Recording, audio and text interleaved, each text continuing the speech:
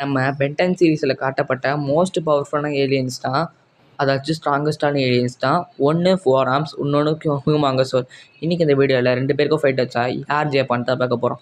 First நம்ம 4 arms பக்கம் வந்தோன்னா 4 ஆர்ம்ஸை கிளாசிக் சீரீஸில் இன்ட்ரடியூஸ் பண்ணிருப்பாங்க. அதுவே ஹியூமாங்கஸோரை பென்டன் அல்டிமேட் ஏலியனில் இன்ட்ரடியூஸ் பண்ணிருப்பாங்க.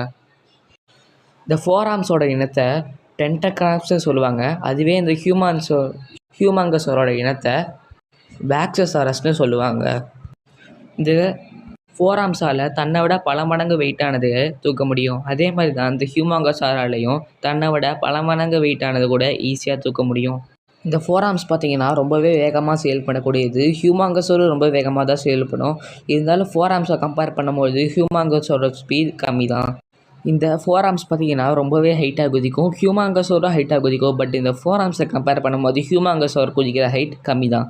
இந்த 4 ஆர்ம்ஸால் பார்த்திங்கன்னா சானிக் கிளாப் பண்ண முடியும். அதே இந்த ஹியூமாங்கஸால் பார்த்திங்கன்னா அதோட ஸ்ட்ரென்த்துக்கு சானிக் கிளாப் பண்ண முடியும். இருந்தாலும் எந்த எபிசோட்லேயும் காட்டிருக்க மாட்டாங்க. இது ரைட்டர்ஸ் கிட்டேருந்து அஃபீஷியலாக வந்து நியூஸ் தான். 4 ஆர்ம்ஸால் பார்த்திங்கன்னா ரொம்பவே ஜாஸ்தியாகவே ஹீட்டை ரெசிஸ்ட் பண்ணிக்க முடியும். ஹியூமாங்கஸாராலையும் அதை விட அதிகமாகவே ஹீட்டை ரெசிஸ்ட் பண்ணிக்க முடியும். 4 ஆர்ம்ஸ் கிட்டேயும் ஹியூமாங்கஸோர் கிட்டேயும் 2 பேர்ட்டையுமே கிட்டத்தட்ட சேமான மணி பவர்ஸ்டாக இருக்குது ஹியூமாங்கஸோரோட நார்மல் சைஸில்.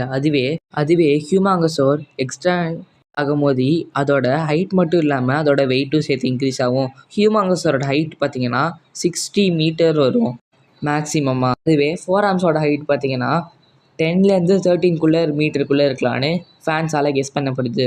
இங்கே 4 ஆர்ம்ஸ் அப்புறம் ஹியூமாங்கஸோர் இவங்க 2 பேரில் யார் ஸ்ட்ராங்கர் அப்படின்னு ஃபேன்ஸ் மத்தியில் கேள்வி வருது. இதை சில எக்ஸாம்பிள்ஸ் வச்சு ரொம்பவே ஈஸியாகவே சால்வ் பண்ணுற முடியும். 4 ஆர்ம்ஸையும் ஹியூமாங்கஸோரோட நார்மல் ஹைட்டில் கம்பேர் பண்ணும்போது 4 ஆர்ம்ஸால் ஈஸியாகவே ஹியூமாங்கஸோரை டிஃபீட் பண்ண முடியும். இதுக்கு ஒரு சிறந்த எக்ஸாம்பிள்னால் பிரின்சஸ் லூமா பார்த்திங்கன்னா ஹியூமாங்கஸோரை ஈஸியாகவே டிஃபீட் பண்ணிருப்பாங்க.